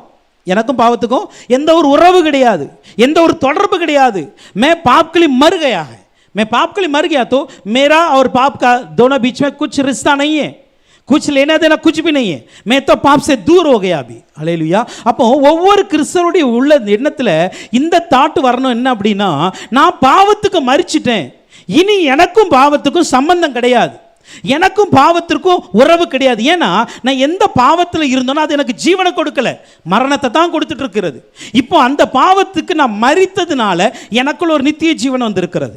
இப்போ அந்த நித்திய ஜீவனை வெற்றிருக்கிற நான் எப்படி பாவத்தோடு உறவு வைக்க முடியும்? அல்லேலூயா. எப்படி பாவத்துக்கு எனக்கும் தொடர்பு வைக்க முடியும்? முடியாது அல்லவா? அல்லேலூயா. முடியாது அல்ல. பாருங்க, எபேசியர் 2:1 சொல்லுகிற இங்கே ஒரு பார்க்குறோம், அக்கிரமங்களில் எபேசியன் 2:1 பரவர், அக்கிரமங்களினாலும் பாவங்களினாலும் மரித்தவர்களாக இருந்த உங்களை உயிர்ப்பித்தார். ஓகே, அதே அதிகாரத்தில் 3ஆம் வசனம் போட்டுருங்க ப்ளீஸ். 3 நான் சொல்லிட்டு இதை எக்ஸ்பிளைன் பண்ணுறேன். அவர்களுக்குள்ளே நாம் எல்லாரும் முற்காலத்திலே நமது மாம்ச இச்சைகளின்படி நடந்து நமது மாம்சமும் மனசும் விரும்பினவர்களை செய்து சுபாவத்தினாலே மற்றவர்களைப் போல கோபாக்கனின் பிள்ளைகளாக இருந்தோம். மறுபடியும் அந்த 1ஆம் வசனம் மட்டும் போட்டுருங்க ப்ளீஸ். ஃபர்ஸ்ட் पहला वचन, அக்கிரமங்களினாலும் பாவங்களினாலும் மரித்தவர்களாய் இருந்த உங்களை உயிர்ப்பித்தார். हालेलुया. जो पाप अपराध से हम मरे थे हमें परमेश्वर जिलाया. हालेलुया. இங்க பார்க்குறோம், அக்கிரமங்களினாலும் பாவங்களினாலும் மரித்தவர்களாய் இருந்த நம்மை கர்த்தர் உயிர்ப்பித்தார். உயிர்ப்பிக்க முன்னாடி நம்முடைய வாழ்க்கை எப்படி இருந்துச்சுன்னா, அங்க மாம்சம் என்ன சொல்லிச்சோ, அங்க மனசு என்ன சொல்லிச்சோ அதை நம்ம செஞ்சோம். அல்லேலூயா. அதை நம்ம செஞ்சோம். இப்போ இந்த இடத்துல 2 விதத்தில் நம்ம மரிக்கிறோம். அதை நல்லா புரிஞ்சுக்கொள்ளுங்க. எதில் மரிச்சிருக்கிறோங்கிறது இன்றைக்கி அனைக்கிற டவுட், வேறு ஒன்றுமே இல்லை. எதில் மரிச்சிருக்கிறோம்? நம்ம ரோமரில் வாஸ்த வசனம் பாவத்துக்கு மரித்த வாழ்க்கை அனுபவத்தை சொல்லுது. ஓகே. ஆனால் எபேசியரில் சொல்கிற இந்த வார்த்தை பாவத்தில் மரித்த வாழ்க்கையை சொல்லுது. அல்லேலூயா. இந்த 2க்கும் டிஃப்ரென்ஸ் இருக்குது. जो रोमियो किताब में हम देखें, पाप के लिए हम मरा हुआ उस अनुभव को बताती है. जो एबेसियन बुक में देखते हैं, इधर पाप में मर गए उस अनुभव के बारे में बता है. हालेलुया. இந்த ரெண்டுக்குள்ள மீனிங் உங்களுக்கு புரியுதா? முதல்ல பாவத்தில் மரிப்பதும் பாவத்துக்கு மரிப்பதும் வித்தியாசம் இருக்குங்க. பாவத்தில் பாவத்தில் மரிக்கும் பொழுது நம்முடைய மாம்சம் சொன்னதை நம்ம கேட்கணும். பாவத்தில் மரித்து இருக்கும் பொழுது நம்முடைய மனசு விரும்பினதை நம்ம செஞ்சோம். அல்லேலூயா, புரியுதா? இது பழைய வாழ்க்கை, இது பழைய மனுஷனுடைய வாழ்க்கை. ஆனால் புதிய மனுஷனுடைய வாழ்க்கை என்ன அப்படின்னா, நான் பாவத்தில் மரித்த என்னை எடுத்து பாவத்திற்காக மரிக்க வைத்தது. அல்லேலூயா. இப்போ பாவத்திற்காக நான் மரித்திருப்பதுனால என் மாம்சம் சொல்கிறத நான் கேட்க முடியாது, என் மனசு சொல்கிறத நான் கேட்க முடியாது. ஏன்னா நான் பாவத்துக்கு மரிச்சிட்டேன். பாவத்துக்கு மரிச்சிட்டேன் அப்படின்னா என்னுடைய மாம்சத்துக்கு நான் மரிச்சிட்டேன், என்னுடைய சுயத்துக்கு நான் மரிச்சிட்டேன். அல்லேலூயா. இப்போ என் தேவன் என்ன சொல்கிறாரோ அதை தான் நான் கேட்குறேன். அல்லேலூயா. அதான் சொல்கிறது, பாவத்துக்கு மரித்த நீங்கள் எப்படி பிழைக்க முடியாதுல்ல அப்படின்னா, நீங்கள் முன்னாடி அதில் பிழைச்சிங்க, முன்னாடி பாவத்தில் மரிச்சிருந்தீங்க, அதனால் அந்த பாவம் என்னெல்லாம் சொல்லிச்சோ அதெல்லாம் செஞ்சுக்கிட்டே இருந்தீங்க. அல்லேலூயா. இப்போ அந்த பாவத்தில் இருக்கும் பொழுது, மரித்திருக்கும் பொழுது நம்முடைய வாழ்க்கையில் நாம் தவறுகளை செய்கிறோம், நாம் அக்கிரமங்களை செய்கிறோம், நாம் தேவனுடைய வார்த்தையை மீறுகிறோம். ஆனால் அதே நேரத்தில் நான் பாவத்துக்கு மரிச்சிட்டேன், இனி நான் அக்கிரமம் செய்யக்கூடாது. அல்லேலூயா. இனி என் வாழ்க்கையில் மீறுதல் வரக்கூடாது. அல்லேலூயா. ஏன்னா அது எனக்கு இனி ஜீவனை கொடுக்க முடியாது. ஏன்னா நான் மரிச்சிட்டேன்ல, எந்த பாவம் எனக்கு ஜீவனை கொடுக்குன்னு நான் நினச்சேனோ அது எனக்கு ஜீவனை கொடுக்கல. இப்போ எனக்கு ஜீவன் கொடுக்குற ஒருவருக்காக நான் என்ன பண்ணிட்டேன், என் பாவத்துக்கு நான் மரிச்சிட்டேன். அல்லேலூயா. अब मैं पाप में मरा नहीं, मैं पाप के लिए मरा है. पहले मैं पाप में मरा था, तब मैं पाप किया, अधर्म काम किया, परमेश्वर के विरोध काम किया. लेकिन अभी मैं पाप के लिए मर गया है, अभी पाप के लिए मर गया तो मैं उस काम को वापस नहीं करना है. அல்லேலூயா. தான் இந்த ரெண்டு மரணத்தையும் நம்ம தெளிவாக ஒவ்வொரு விசுவாசியும் புரிஞ்சிருக்கணும் முதல்ல. அல்லேலூயா. இந்த ரெண்டில் நம்ம எதில் இப்போ மரிச்சிருக்கிறோம்? அல்லேலூயா. பாவத்திலே மரிச்சுக்கிட்டு இருக்கிறவங்க கிருபையை தப்பாக படிப்பாங்க, பாவத்திற்காக மரிச்சவங்க கிருபையை வேற விதமாக படிப்பாங்க. அல்லேலூயா. அல்லேलूया. जो पाप में मरे हैं उन लोग अनुग्रह से गलत इस्तेमाल करते हैं, और पाप के लिए मरा है उन लोग अनुग्रह को और एक दूसरे इस्तेमाल करते हैं. அல்லேலூயா. ஸோ நம்ம எதில் மரிச்சிருக்கிறோம் அதை ஃபஸ்ட்டு நம்ம கிளியர் பண்ணணும். அல்லேலூயா. பாவத்தின் நிலை என்பது பாவத்திலிருந்து வெளியே வர முடியாத ஒரு நிலை. அல்லேலூயா. பாவத்தில் மரித்த ஒரு நிலை இருக்குல்ல, அது பாவத்திலிருந்து நான் வெளியே வர முடியாத ஒரு நிலையில் இருந்தேன். जो पाप में मरा गया उस स्थिति है, मैं पाप से बाहर नहीं आ सकता, ऐसा एक स्थिति है. और मैं पाप के लिए मरा गया है, ये मैं पाप में रुक नहीं सकता, वैसा एक स्थिति है. அல்லேலூயா. இந்த ரெண்டுக்குள்ள வித்தியாசம் என்ன தெரியுமா? பாவத்தில் நாம் மரித்த இருந்த நிலை என்பது நாம் பாவத்திலிருந்து வெளியே வர முடியாத ஒரு சூழ்நிலை உருவாக்கும். அல்லேலூயா. ஆனால் அதே நேரத்தில் நாம் பாவத்துக்கு மரித்த நிலை என்பது நாம் பாவத்தில் நிற்க முடியாத ஒரு சூழ்நிலையை உருவாக்கும். அல்லேலூயா. இந்த ரெண்டில் நம்ம எதில் இருக்கோம் நம்ம புரிஞ்சுக்கிடணும். அல்லேலூயா. இது எது எது அவசியம், எது நம்ம நிற்கிறோம்? ஏன்னா பாவத்தில் மரிச்சிருந்தேன் அப்படின்னா பாவத்தை தவிர நான் வேறு எதையும் செய்ய மாட்டேன், அதுதான் என் வாழ்க்கையில் எப்பவும் இருந்துக்கிட்டே இருக்கும். ஆனால் அதே நேரத்தில் நான் பாவத்துக்கு மரித்தேன் அப்படின்னா பரிசுத்தத்தை தவிர வேறு எதையும் செய்ய மாட்டோம். அல்லேலூயா. இப்போ என்னை பாவத்தை செய்ய எனக்கு மனசு வராது, பாவத்தை செய்ய எனக்கு விருப்பம் இருக்காது, ஏன்னா நான் பாவத்துக்கு மரிச்சிட்டேன். அல்லேलूया. हम पाप में मरा है तो पाप करते रहेंगे, लेकिन पाप के लिए मरा है तो हम पवित्रता रहेंगे, पाप नहीं करेंगे, क्योंकि हमारा विचार में सिर्फ पवित्रता रहेगा. அல்லேலூயா. நம்முடைய எண்ணத்தில் பரிசுத்த மாத்திரமே இருக்கும். அல்லேலூயா. அல்லேலூயா. இப்போ இந்த இடத்துல தான் கிருபை எப்படி வேலை செய்யுது. அல்லேலூயா. இந்த இடத்துல பாவத்தில் இருக்கும் பொழுது கிருபையை பிடித்து கொண்டு பாவம் செய்யும் பொழுது பாவம் கூடிக்கிட்டே இருக்கும். அல்லேலூயா. ஆனால் அதே நேரத்தில் நான் பாவத்துக்கு மரிச்சிட்டேன், ஆனால் இப்போவும் அந்த கிருபையை தான் பிடிக்கிறேன் நான். அல்லேலூயா. இப்போவும் அந்த கிருபையை தான் பிடிக்கிறேன். ஏன் பிடிக்கிறேன் அப்படின்னா இந்த கிருபை எனக்கு சொல்லிக் கொடுக்கும், இந்த பாவத்தை நீ செய்யாத. அல்லேலூயா. இப்போவும் இந்த கிருபையில் தான் நான் பரிசுத்தம் அடைய முடியும். அல்லேலூயா. இப்போவும் இந்த கிருபையில் தான் நான் நித்திய ஜீவனுக்கு போக முடியும். இந்த கிருபையில் தான் நான் என்னுடைய பயத்தோடும் நடுக்கத்தோடும் கர்த்தருக்கு ஆராதனை செய்ய வேண்டும். அல்லேலூயா. இப்போவும் அதே கிருபை தான் சொன்னேன், இந்த கிருபையை நம்முடைய எப்படி பயன்படுத்தணும் என்பது ரொம்ப முக்கியம். அல்லேலூயா. நீங்கள் எங்கேருந்து பயன்படுத்துறீங்கன்னு உங்களுடைய செயல்கள் மூலமாக தெரிஞ்சிடும். அல்லேலூயா. நம்ம எங்கே நின்று கிருபையை எப்படி பயன்படுத்துகிறோம், கிருபையை தான் சொல்கிறோம். இன்றைக்கி அநேக விதத்தில் அப்படி தான் பயன்படுகிறது. அல்லேலூயா. அநேகர் தவறான உபதேசம் அப்படி தான் பண்ணுறாங்க, கிருபையை தான் சொல்கிறாங்க, ஆனால் அந்த கிருபையை எப்படி பிடிச்சிருக்கிறாங்க என்பது தான் ரொம்ப முக்கியம். அல்லேலூயா. கிருபையை பிடிச்சிருந்தா அது பாவத்துக்கு உள்ளே இருக்கிறவனுக்கு பாவத்தை கூட்டும், பாவத்தில் மரித்தவனுக்கு பரிசுத்தத்தை கூட்டிக்கிட்டே இருக்கும்.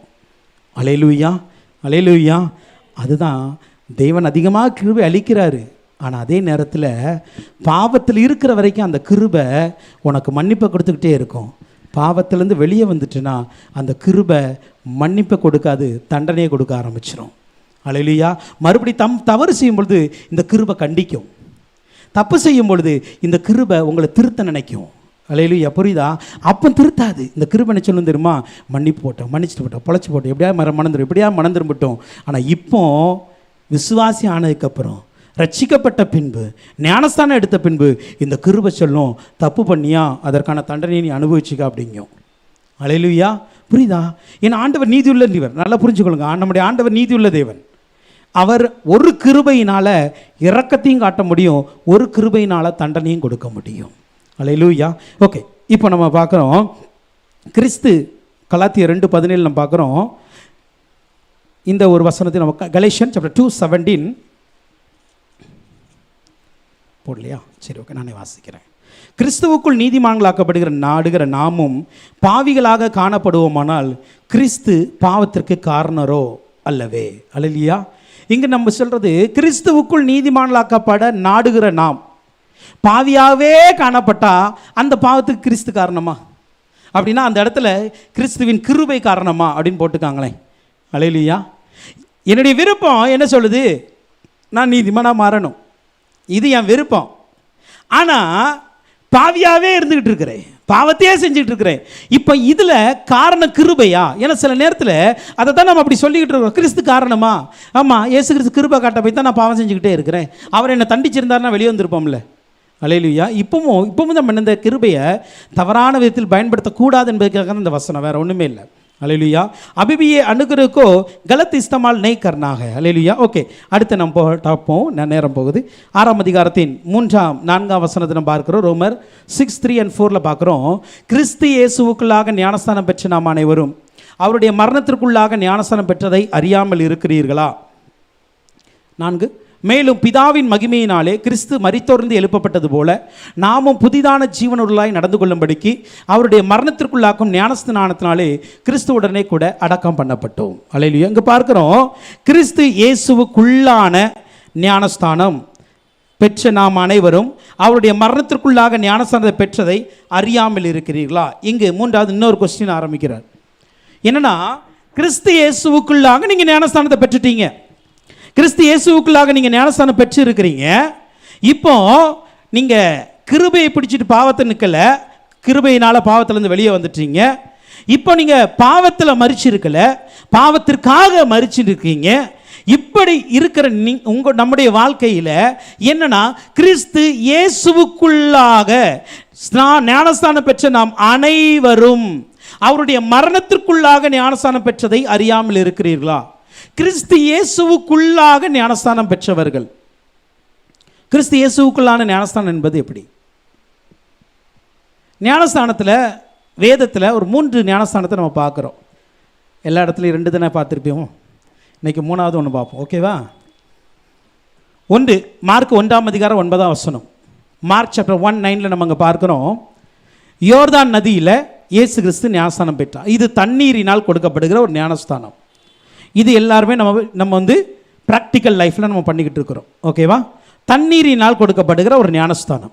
2வதாக மத்தேயு 3ஆம் அதிகாரம் 11ஆம் வசனம். Matthew chapter 3 verse 11. पहला मरकुस 1:9 में देखते हैं, पानी में डूब कर हम बपतिस्मा लेते हैं, पहला. दूसरा मत्ती का किताब 3 अधिकार 11 वचन में पवित्र आत्मा के द्वारा एक बपतिस्मा होती है. அல்லேலூயா.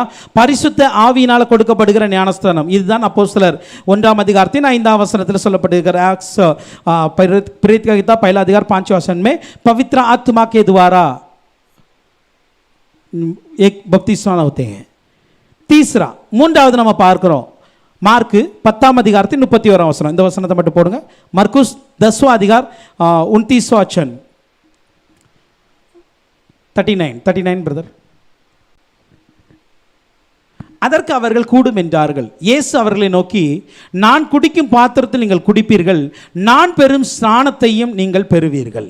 அல்லேலூயா. இது இயேசு கிறிஸ்து சொல்றார், நான் குடிக்கிற பாத்திரத்தை நீங்கள் குடிப்பீங்க, நான் பெரும் ஸ்தானத்தையும் பெறுவீங்க. இங்கே சொல்லப்படுகிற ஸ்தானம் என்னது? இயேசு கிறிஸ்துனுடைய பாடுகள். அல்லேலூயா. இயேசு கிறிஸ்துனுடைய பாடுகளை இங்கு சொல்லுகிறார்.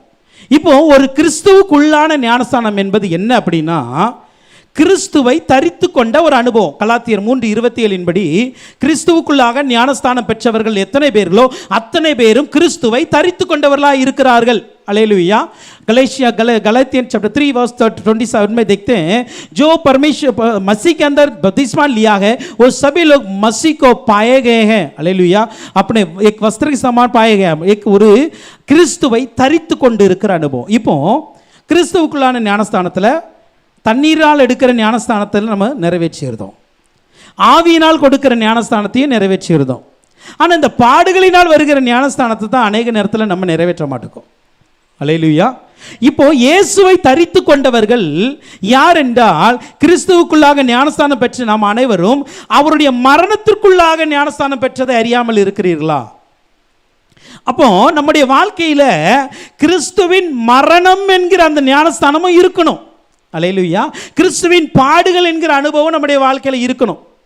அப்போ இந்த ஞானஸ்தானம் இப்படிப்பட்ட ஞானஸ்தானத்தை பெற்றவங்க எப்படி இருக்காங்கன்னா, பிதாவின் மகிமையினாலே கிறிஸ்து மரித்தோர்ந்து எழுப்பப்பட்டது போல நாமும் புதிதான ஜீவனுள்ளவர்களாய் நடந்து கொள்ளும்படிக்கு அவருடைய மரணத்திற்குள்ளாக்கும் ஞானஸ்தானத்தினாலே கிறிஸ்துவுடனே கூட அடக்கம் பண்ணப்பட்டோம்.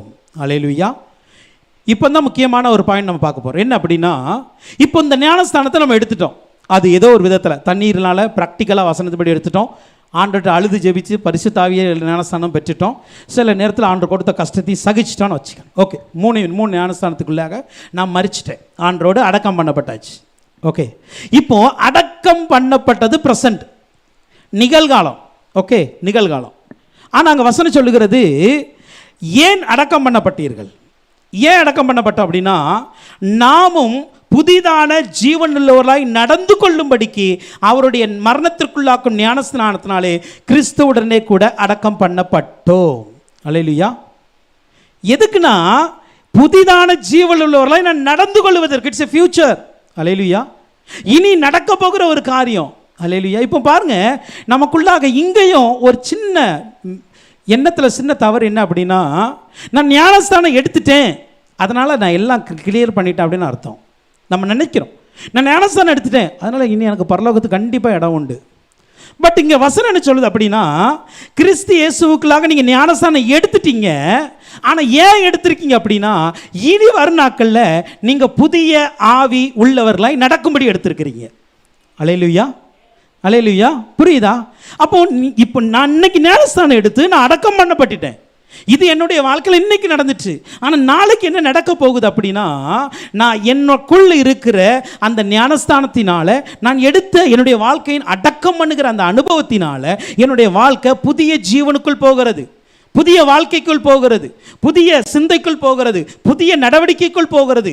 இதன் நிமித்தமாக நான் என்ன பண்ணுறேன் அப்படின்னா, அவருடைய உயிர்த்தெழுதுக்கு நேராக நான் கடந்து போக முடியும்.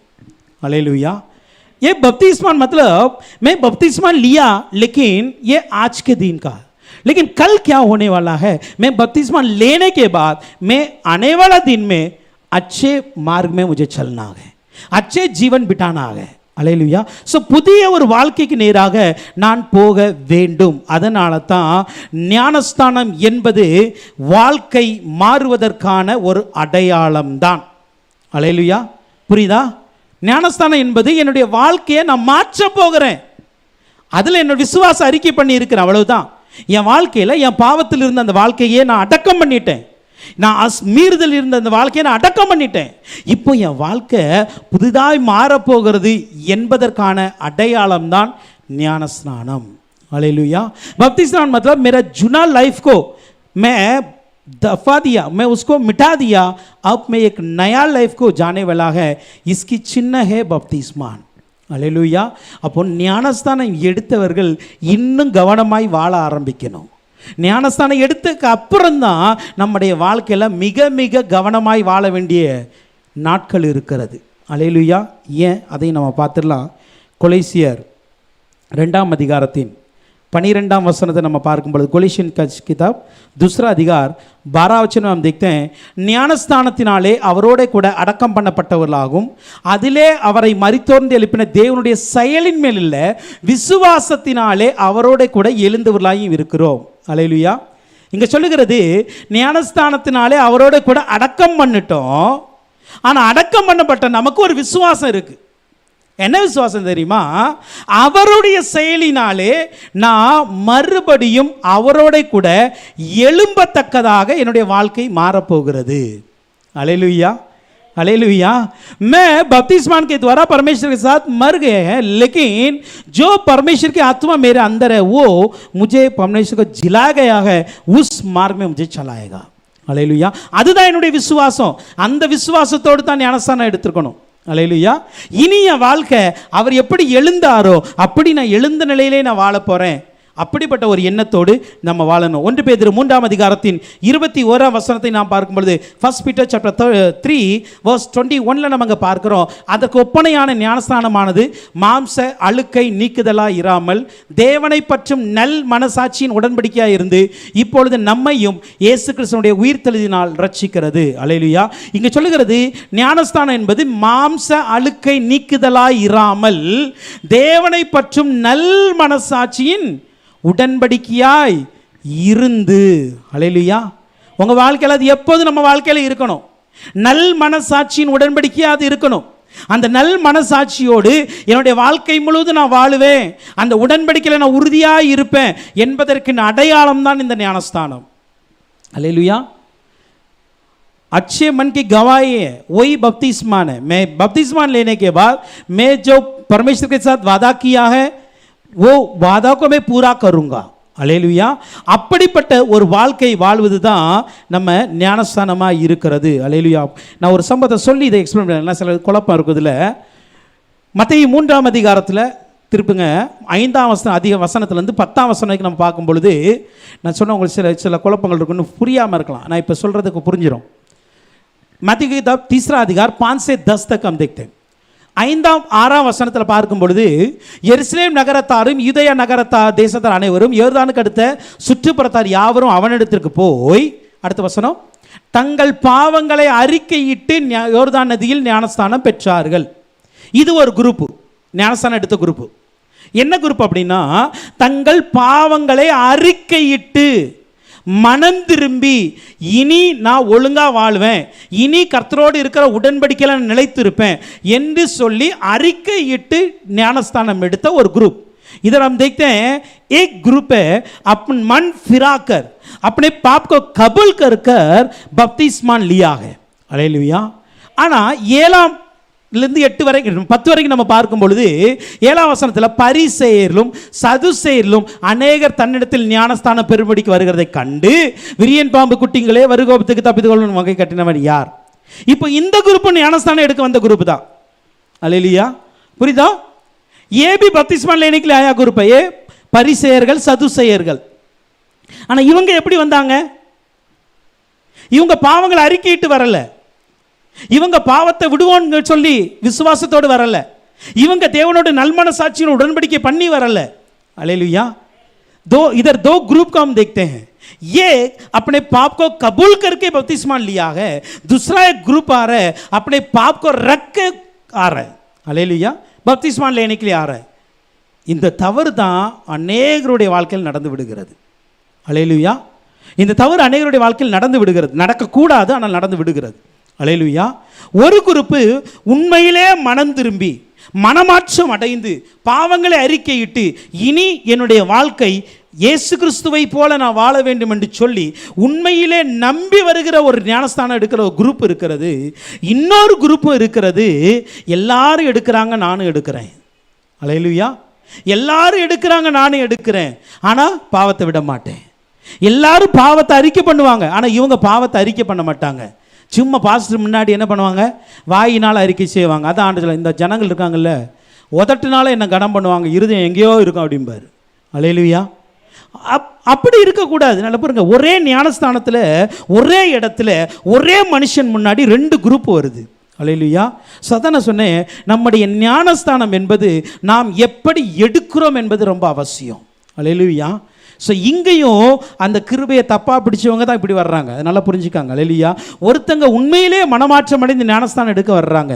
தன்னுடைய பாவத்தெல்லாம் விட்டுட்டு உண்மையிலே நான் பாவத்துக்கு மறித்து நான் உண்மையிலே ஆண்டவருக்காய் வாழணும் அப்படின்னு சொல்லி ஞானஸ்தானம் எடுத்துகிட்டு வர்றாங்க. ஆனால் ஒருத்தங்க பாவத்தில் மறித்து கொண்டு பாவம் செஞ்சு கொண்டே வந்துட்டு என்ன பண்ணுறாங்க, ஞானஸ்தானம் எடுத்துகிட்டு மறுபடியும் பாவம் கண்டினியூ ஆகுது. அல்லேலூயா. அப்போ இவங்களுக்கும் தேவனுக்கும் நல் மனசாட்சியின் உடன்படிக்கை வரலை. இவங்க பெயருக்காய் ஞானஸ்தானம் எடுத்தவர்கள். அதனால தான் வரும் கோபத்துக்கு தப்பித்து கொள்ள உங்களுக்கு வகை காட்டினவன் யார்? அல்லேலூயா. நீங்கள் இன்னும் விரியன் பாம்பு குட்டிகளாக தான் இருக்கிறீங்க. நீங்கள் நான் ஆபிரகாம் பிள்ளைகளாக மாறலை. அதான் சொல்கிறாரு. அதுக்கு நீங்கள் வாசித்தீங்க அப்படின்னா நீங்கள் ஆபிரகாம் பிள்ளைன்னு சொல்கிறீங்க, ஆனால் இன்னும் விரியன் பாம்பு குட்டிகள் இன்னும் சாத்தானுடைய பிள்ளைகளாக தான் இருக்கிறீங்க. அல்லேலூயா. புரியுதா? இன்னும் சாத்தானுடைய பிள்ளையில தான் இருக்கிறீங்க. ஆனால் நீங்கள் சொல்கிறீங்க ஆபிரகாம் பிள்ளை. அது கல்லுனால ஆபிரகாம் பிள்ளைகள் உண்டாக்கிடுவார் ஆண்டவர். அல்லேलुया. अभी भी तुम लोग शैतान की बच्चा है, अब्राहम की बच्चा नहीं बना, लेकिन फिर भी आप लोग क्या कर रहे हैं, बपतिस्मा ले रहे हैं. அல்லேலुया. ஸோ கிருபையை தப்பாக பிடிக்கக்கூடாது. அல்லேலூயா. புரியுதா? அப்போ நம்ம இன்னைக்கு பார்த்ததில் ஜஸ்ட் ரிவைட் பண்ணுறேன். ஒன்று நம்ம பாருங்கள், நம்முடைய கிருபையை எப்படி பிடிக்கணும் அதை பார்த்துக்கிடணும். நம்முடைய நினைவில் கிருபை ஒன்று மன்னிச்சுக்கிட்டே இருக்குன்னு சொல்லி தவறான நினைவும் வச்சிடக்கூடாது.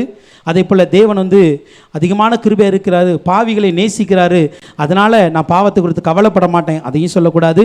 பாவிகளை நேசிக்கிறதுனால எனக்கு கிருபை அவசியம் இல்லை அப்படின்னு சொல்லிடக்கூடாது. கிருபை பாதுகாப்பானதா ஆபத்தானதா கொஞ்சம் நம்ம உணர்ந்துக்கலணும். அந்த பாவத்தில் நிற்கக்கூடாது. அல்லேலூயா. அந்த எண்ணத்தை மாறணும். ரெண்டாவது நம்ம பார்த்துறோம், பாவத்திற்கு மரித்திருக்கிறோம், அதில் நம்ம நீ பிழைக்க முடியாது. அல்லேலூயா. இப்போ பாவத்துக்கு மரித்தவர்கள் மரணத்தின் சாயலை பெற்றுக்கொள்கிறாங்க. அல்லேலூயா. இப்போ இந்த மரணத்தின் சாயல் என்பது என்ன அப்படின்னா ஞானஸ்தானம். அல்லேலூயா.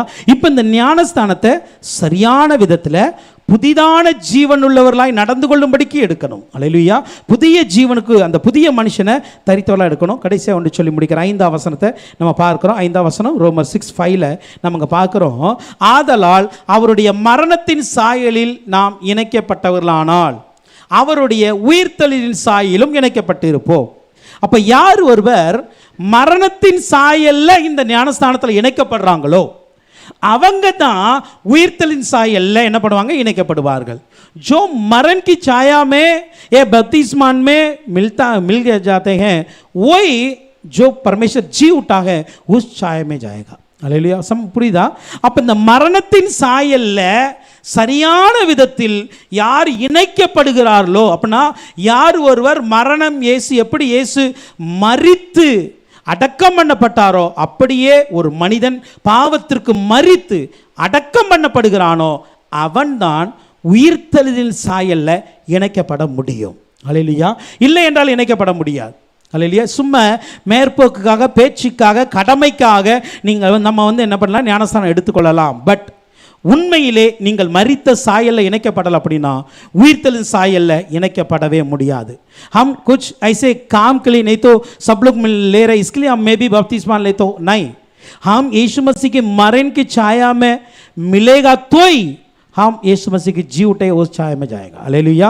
இங்கே மரணத்தின் சாயல் இணைச்சா மட்டும்தான் உயிர்த்தெழுதலின் சாயலை பார்க்க முடியும். பிலிப்பியர் 3ஆம் அதிகாரத்தின் 10ஆம் 11ஆம் வசனத்தில் பவுல் அப்போஸ்தலர் தன்னுடைய வாழ்க்கையை குறித்து சொல்கிறார். பிலிப்பியர் 3:10-11 நம்ம அங்கே பார்க்கிறோம். பவுல் அப்போஸ்தலர் எப்படி மரணத்தின் சாயலும் உயிர்த்தெழுதலின் சாயலும் இணைந்திருந்தார். இப்படி நான் அவரையும் அவருடைய உயிர்த்தெழுதலின் வல்லமையும் அவருடைய பாடுகளின் ஐக்கியத்தை அறிவதற்கும் அவருடைய மரணத்திற்கொப்பான மரணத்திற்குள்ளாகி எப்படி ஆயினும் நான் மரித்தோர்ந்து உயிரோடு எழும்புவதற்கு தகுதியாகும்படி அவருக்காக எல்லாவற்றையும் நஷ்டம் என்று விட்டேன், குப்பையுமாக எண்ணுகிறேன்.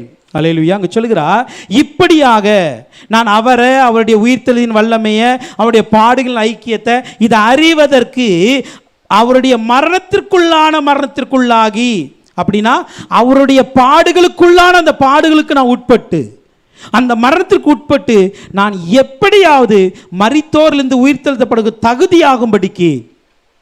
அப்ப மரித்தோர்ந்து உயிர்த்தெழுகிற அனுபவம் எப்போ வருகிறது? மரித்தோர்ந்து உயிர்த்தெழுத அனுபவம் ஆண்டுடைய வருகையில் வரப்போகுது. அல்லேலூயா.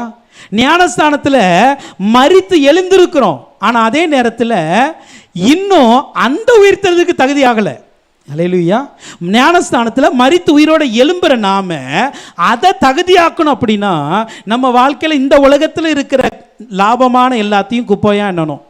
அல்லேலூயா. அதனால எல்லாத்தையும் நான் குப்பையா விடுறேன், எல்லாத்தையும் நான் நஷ்டம் என்று எண்ணுகிறேன். ஏன் அப்படின்னா, இன்னைக்கு நான் இங்கே மறிச்சிட்டேன், ஆனால் அங்கே உயிரோட எழும்பணுமே. அல்லேலூயா. அங்கே உயிரோட எழும்பணும். அப்படின்னா இங்கே நான் எதை பிடிச்சிருக்கணும், எனக்கு லாபமாக இருக்கிறதோ, எனக்கு சந்தோஷமாக இருக்கிறதோ, எனக்கு எது இனிமையாக இருக்கிறதோ, அதை எல்லாம் இயேசுவுக்காக நஷ்டம் என்று விட வேண்டும். जो इधर मर गए हम बपतिस्मान के द्वारा, लेकिन परमेश्वर के आगमन के दिन में मुझे जी उठाना है. जी उठाना है तो मुझे क्या करना है, उसके लिए जो मेरे लिए फायदा है, जो मेरे लिए प्रॉफिट है, वो सब मेरा मसीह के लिए नष्ट करके छोड़ना है. அல்லேலூயா. புரியுதா? அதுதான் உண்மையான கிறிஸ்தவ வாழ்க்கை. அல்லேலூயா.